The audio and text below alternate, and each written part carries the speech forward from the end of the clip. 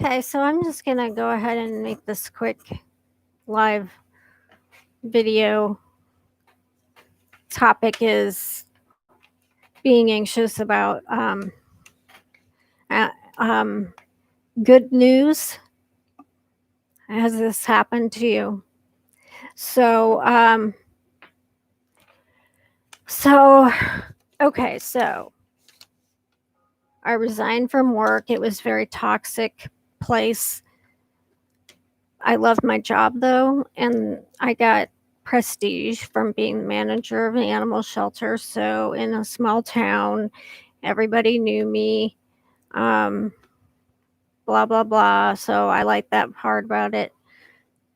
The animal part, of course, was the best part, but also, I'd been a nurse, a registered nurse, and worked with cancer patients. I had that same prestige, that feeling, that look that people get in their eyes. So um, it's nice to feel important. Um, I do this every freaking time. I'm sorry, I have to get my water.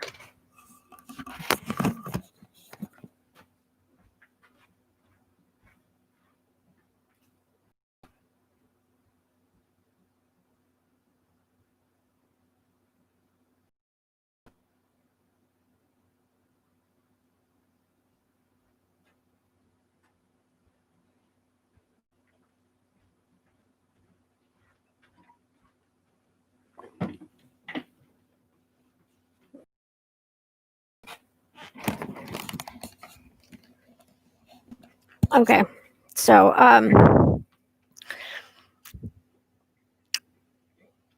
so the job was very stressful. And for those 10 years, I was, well, I would say 8 years. Because, anyway, um, I loved the job, but it was very stressful and it left me unhealthy, bipolar wise, um, for all of those 8 years and anxiety wise. Um, and then everything went down with the losing the job. Well, I didn't lose the job. I resigned from because of being harassed by a board member.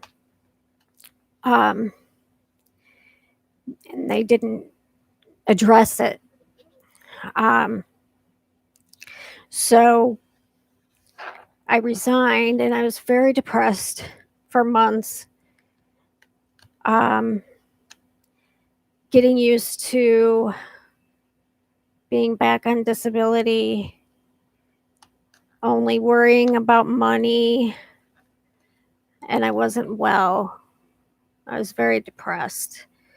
Um, and and my moods were just awful from the anxiety and depression. I was anxious all the time, and um, it's a small town. I'm gonna run into these people, which I haven't yet, which is really weird. So, um, and I wanted to prove something right away, and I started a kind of side business. You can earn so much money um, while you're on disability, um, provided you're not doing brain surgery or something. And and I mean, dog training is second nature to me, and I can communicate. I'm sorry, I'm not the dog whisperer. People called me that at the shelter, and I'd say I'm not. I'm just patient and observant, and have done my reading and research.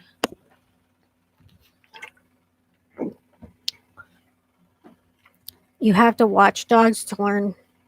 Just sit and watch to learn what they're talking about, and you have to read and listen to the people who know what they're doing.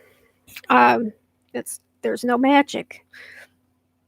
But with a dog, you don't necessarily have to speak with your words. But I completely forgot where I was in the story. Okay, so I don't have a job. Oh, dog training. And so I poured everything, all my negative energy into having a proper, you know, like preparing to have a proper dog training business. And I'm going to have all these clients. I'm going to steal all their clients, and they can't have group, because that's what I used to teach, group obedience because of COVID. And I'm going to do one on one and go to their homes, and people are going to like that better. And I did advertising. Um, I mean, everything, put it in the paper, put up flyers, those magnet things on my car, my mom's car, t-shirts, business cards, gave the business cards to pass out to clients, to the two vets, and I poured myself into it. And I got one client, and I was so anxious. Um, but I'm like, I'm going to do this, because I want to be able to say to them, um, I succeeded, even though you treated me like crap and made me leave. I succeeded on my own, and I took your business away. So there was a big part of vengeance in there. So anyway, um, and like the guy's dog gets hit by a car, and I'd only done one visit. So, but he wouldn't take the money back. Um, anyway, so after that, I was getting like zero interest, nothing. Um, and so I started to accept the fact that I'm just going to be sitting around doing nothing. And I have my time to myself to do what I want to do all day. I answer to nobody all day. And um, and I had my days all scheduled out. And eventually, the anxiety went, the depression went, um, the irritability left. I I did have feelings of disappointment in myself for for being disabled, which is very common and normal, especially when you have a disability that is not visible. Um, so I, but I'm just not. I just, I just had to do something, and so the last time I went through this, I had YouTube, and my channel was, it wasn't super, like, super duper popular or anything, but it was decent and enough for me to continue doing it. Um, and until I started working again, and I didn't have time, and the need wasn't there for me. Um, and so here is the second time around. And I'm just not a person that can do nothing. I want to do something. I want to be good at something and be recognized. And so I go back to YouTube, And YouTube is nothing what it used to be.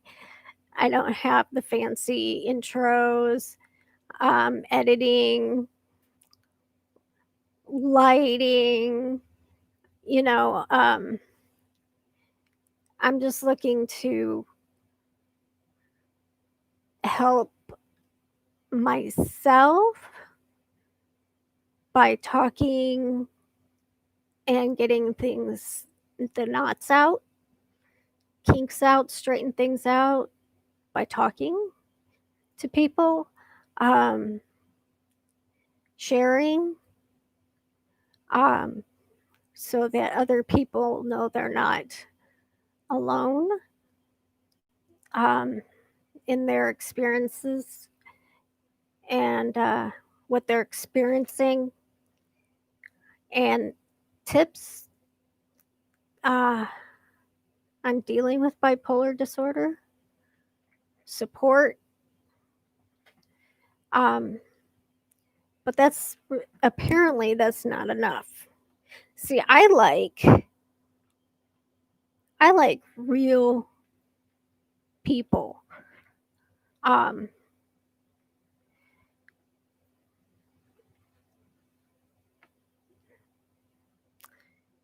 I like real people being themselves.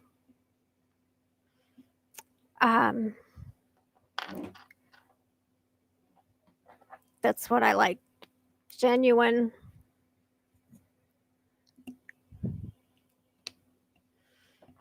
genuine, and people inviting people into your life rather than a persona or flashy effects. Um, fidget spinner. Um, yeah, but that's not enough nowadays. So I think my videos get like at the most 25 views and no likes. Um, and I thought, and I didn't think of anything like, I don't like Instagram. I look at it, but that's just not my thing. And I enjoy TikTok for a good laugh, but I'm not a very good comedian.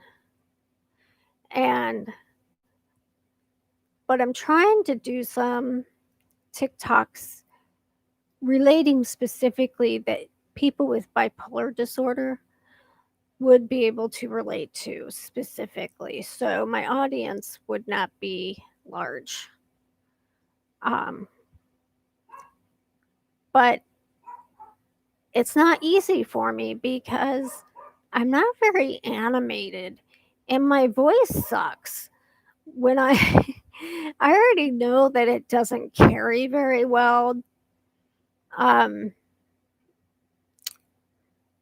so um, but when I hear it played back, my voice is like awful to listen to. I don't know what's wrong with it. I don't drink, I don't smoke. It's just horrible sounding. And I can't get any animation or volume out of it. Anyway, I made a few experiments and to kind of figure out what gets a TikTok hits, just out of curiosity was my first thing. And then I started getting mad because I thought, well, that was a really cute, with my service dog, cute video. Um, and, and then it's just not the same it's not the same environment. Um, anyway, so the point of this video is this. I was disappointed and depressed this morning, about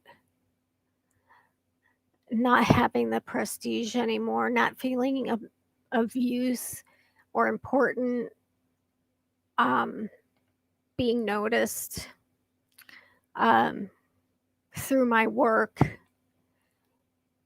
and then um, through YouTube, and then through TikTok. And I'm just like, I just can't be a complete nobody. And that's for my own brain's sake as well, because when I have mood distortions and the only place I have to go is in my head, things get weird.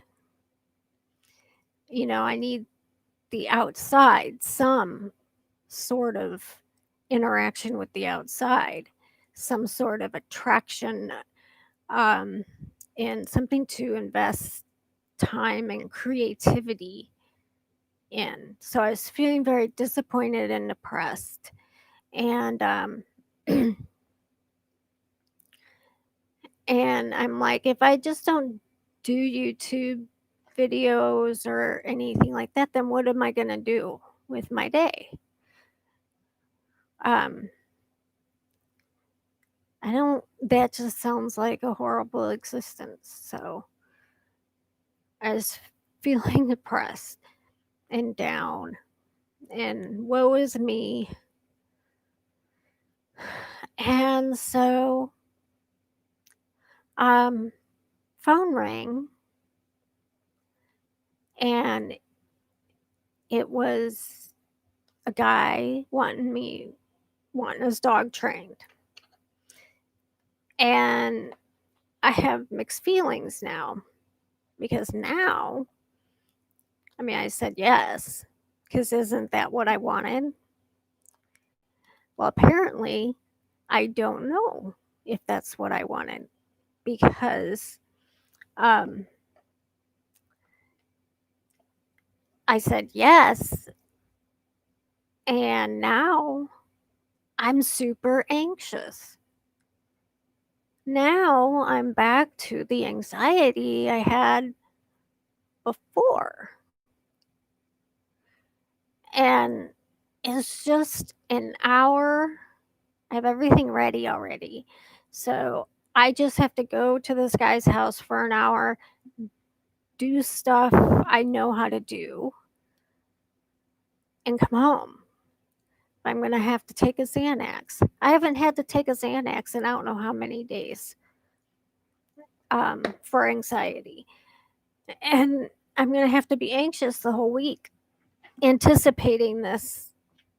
It's not that I'm anxious, I don't know what I'm doing. It's the social anxiety, because it sounds like this guy has some expectation, um, and maybe some knowledge. And that makes me a little nervous if I'm going to be with somebody. Um, hi, Cato. Um, if is it, and so now I am confused. I'm confused. How does a good thing make you feel bad? Make you feel uncomfortable? This is a positive, good thing. It's $100 that I didn't have.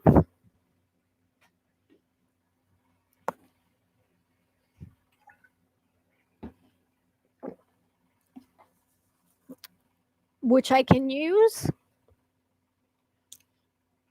I know what I'm doing. Um, I just put up a video about the first part about my dog, Finnegan. that I did his obedience training and then his service dog training. Um, yeah, so the dilemma is the confusion is how does how is this good thing make me feel miserable? I thought I was miserable before the phone call when I didn't have what I thought I wanted. So now I'm confused. What do I really want? Um, because I think I was getting kind of relieved that I wasn't getting as much business as I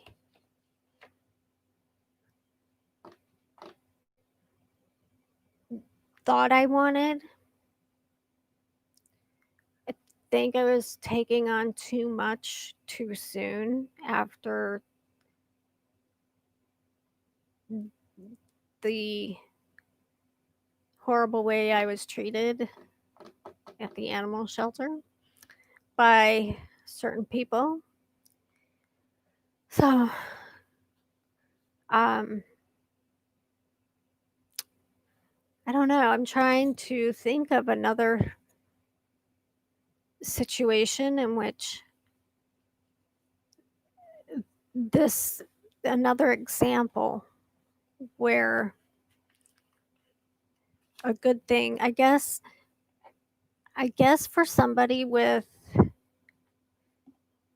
um, social anxiety, any kind of situation that involves strangers would be anxiety producing, regardless of how, I can imagine um, someone with social anxiety being invited somewhere that you want to go to.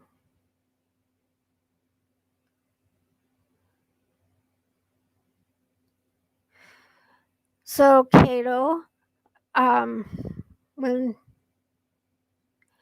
people say things like that, there's not really much I can say other than you need to call your doctor or go to the hospital or talk to somebody right away, um, so they can help you get some help. Um, because there's not, I mean, to say there's not a lot I can do way over here. Um, so um, I'm sorry that you're feeling so poorly. I um so I guess any event that involved people for someone with social anxiety, it would be difficult. It would be a plus and a minus. So I'm going to think of it this way. I'm going to think of it as um,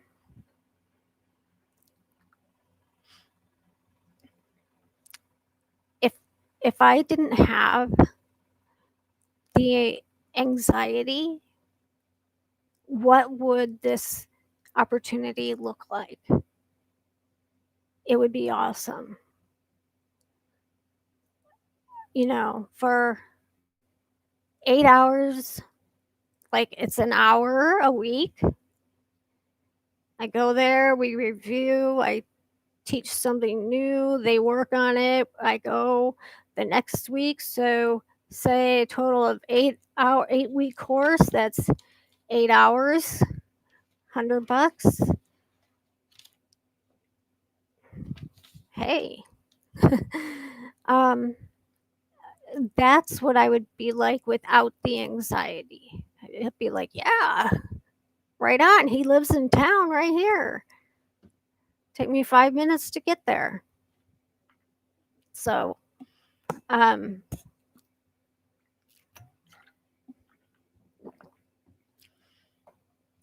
uh, so when I think of it that way, it kind of works out. Um, it, it works out. It it is a good opportunity, and it's an easy $100 plus the anxiety. Um, maybe there's a possibility that I think definitely on the first day, I'll need to take some um, zero point 0.5 Xanax beforehand. But as we go on, after I met this person and I get used to what we're doing, there's a possibility that I won't need it later. There's a possibility that it will become easy for me to just an hour a week go to somebody's house, do something I know how to do, and go home. So,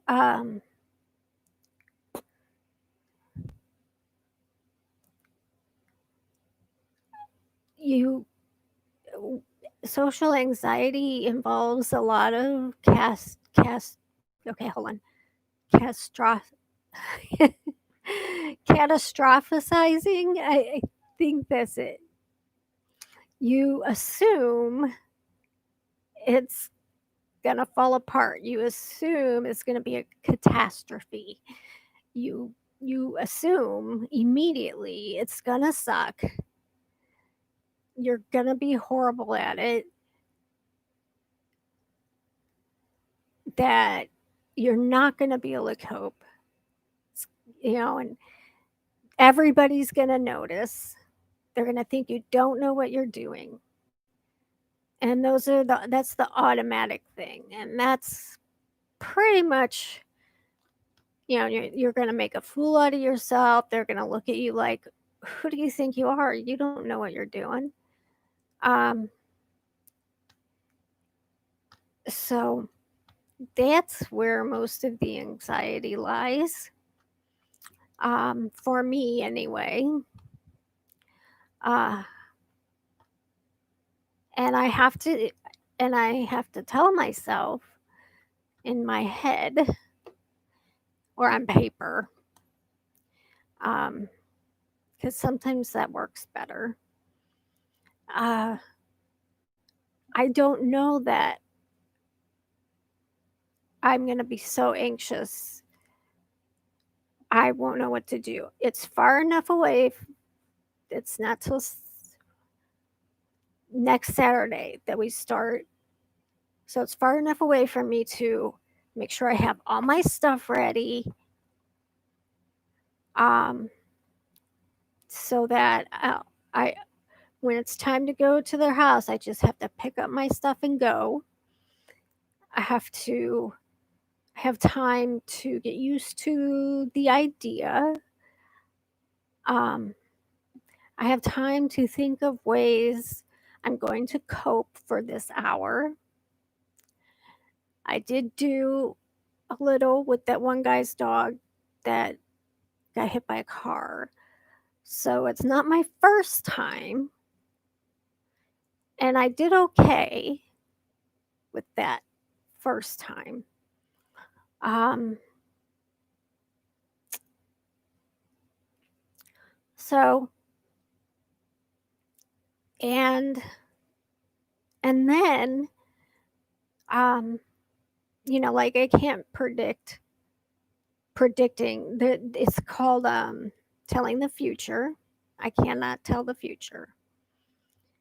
Um, I don't know that any of these horrible things I'm thinking are going to happen. Um, reading people's minds. I don't know what people are thinking, so I just have to go do my thing to the best of my ability, and they're going to think what they think, and I'm not going to be able to change that. So there's that. And and then the biggest thing that I always think of when a big event's coming up like that is what's the worst thing that can happen? The worst thing that can happen is we get through maybe a few courses and he says, "You suck, I want my money back." Um, I guess that could happen. I don't think it will, but I guess it would. He could tell other people I suck. Well, that would be bad, but is that likely? Besides, I was enjoying myself before without doing any training. In fact, I was getting to the point of being relieved but bored. So, um,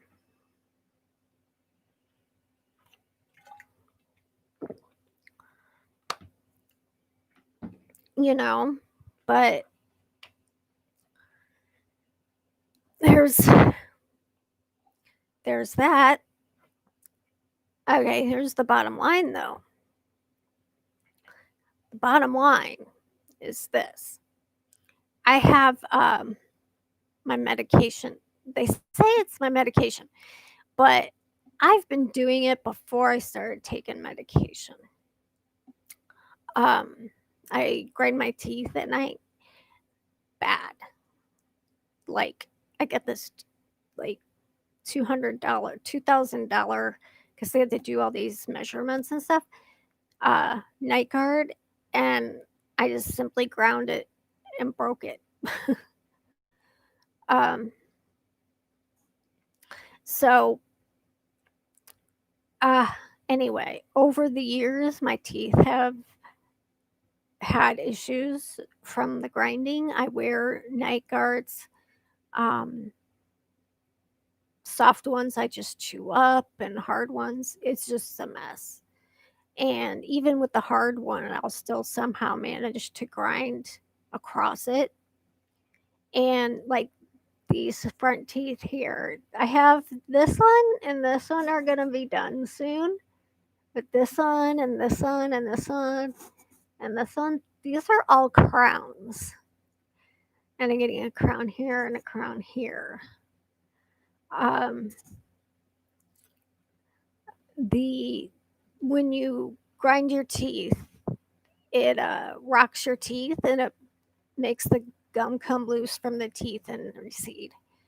And then you end up with cavities and stuff way down low. It's a mess. But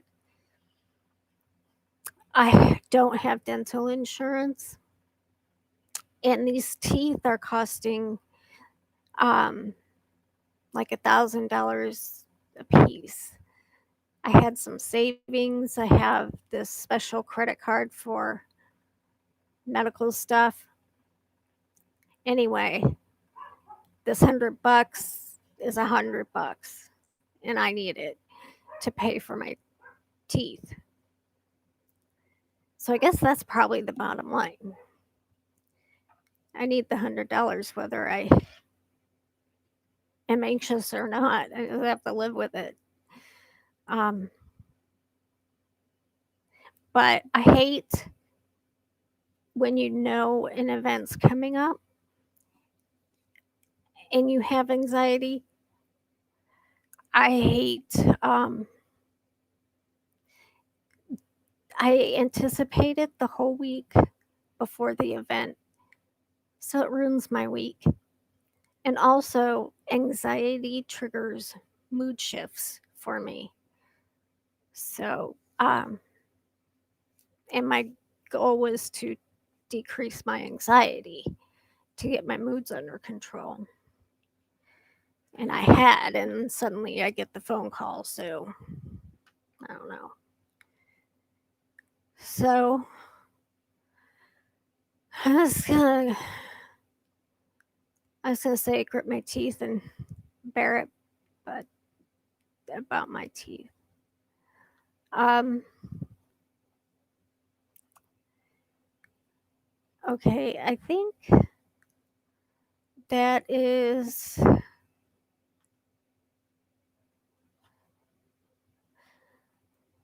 I am.